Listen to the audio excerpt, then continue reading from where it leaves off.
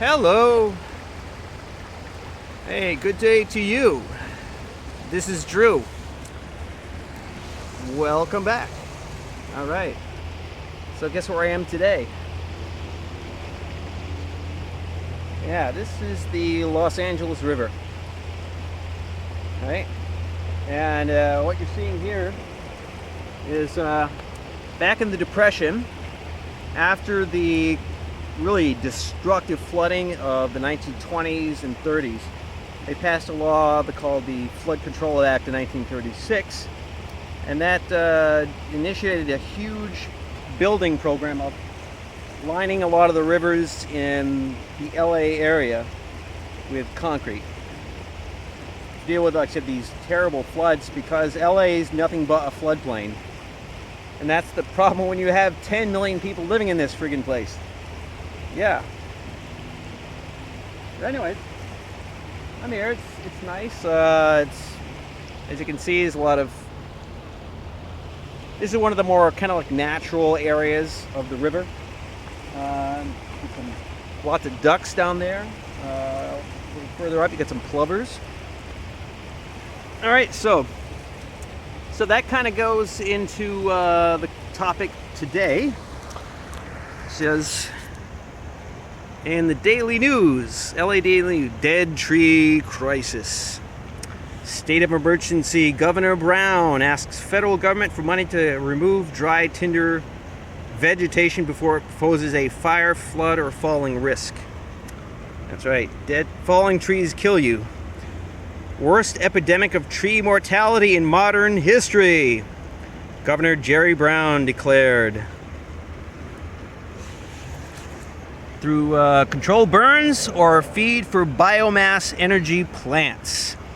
See, the 4-year droughts killed 22 million trees so far, and he's asking Tom Vilsack of the Department of Agriculture for the money from the feds to get the boots on the ground and get that stuff out of there.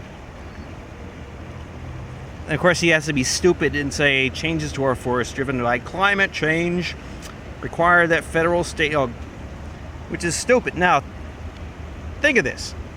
His big thing is climate change, and they need to eliminate humans. Now, of course,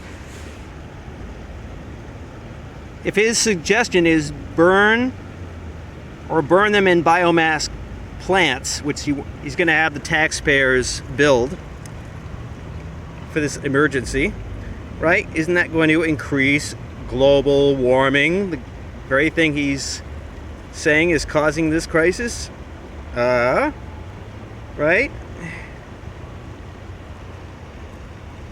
Isn't that a nice little paradox, right? He's trying to increase a problem he says is caused by man. Ooh. But sit down. But that kind of gets into the other issue, of course, where Brown's history. Where he got to start, which is back in the late 60s, and the growth of radical Malthusian movements, which are known as the New Left. All right, when his pal Tom Hayden and the other radicals of the Student Democratic Society, under the direction of the Ford Foundation, went in to destroy the Democratic Party and any remnants of the Kennedy and Roosevelt tradition, what we see here, right? Yeah, so that's where Gerry Brown comes out of, is this Malthusian tradition, which he's definitely espousing today, saying man is the problem, let's get rid of man. So, wow, ain't that something, huh? Well, let's see. That's about it, really. I mean, when you see this, right, what comes to mind is what FDR did, which is the Civilian Conservation Corps, because here we see an area of California. Let's see, I don't know if it's, yeah, the Angeles National Forest and other state woodlands. Yeah, all these were developed by the CCC and the work programs, mostly the CCC. Yeah, these were all developed and made accessible to the public through, like I said, these work programs. As you read the testimonies, they saved a lot of people. They put untold millions to work. They provided families with income which they hadn't seen in a long time, and gave young men, you know, useful work skills that served them when World War II came in later. Yeah. So that's, I mean, here we go. We have just an obvious crisis just calling out for something like that. But obviously, whenever this has been brought up, you know, there's no money, well, except for, you know, Wall Street, you know, our sugar daddies. Yeah. Yeah. I mean, this gets into, like I said, I mean, that gets into people like Al Gore and Newt Gingrich, all these students of the Tofflers and their third wave, and the post-industrial society of this glorious technological revolution. Technotronic society, as Brzezinski put it. God, these damn boomers. This is baby boomers, man.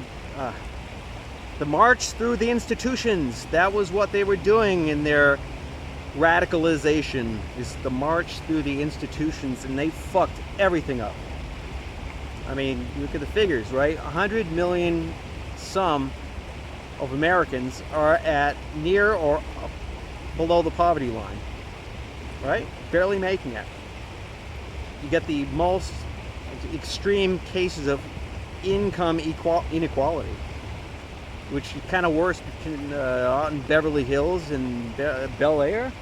Yeah, we have these reports of people using huge amounts of water at a time when we're in a drought.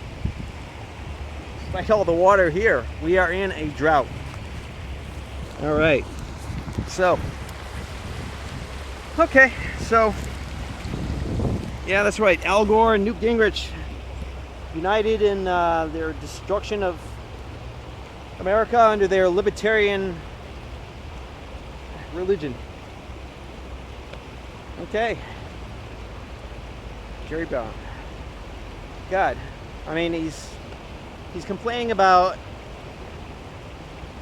the damage he did when he was governor back, when he was out to destroy his dad's legacy. Oh God. Anyways, hey, this is Drew. Here in this nice little setting here, thanks to Franklin Roosevelt and some sane thinking of the idea that, yeah, there's unemployment, let's put people to work, let's build useful things, and create a future. Not today. Not with the fucking baby boomers. Pardon my French. No. Anyway, see you later. Thanks a lot, and take care.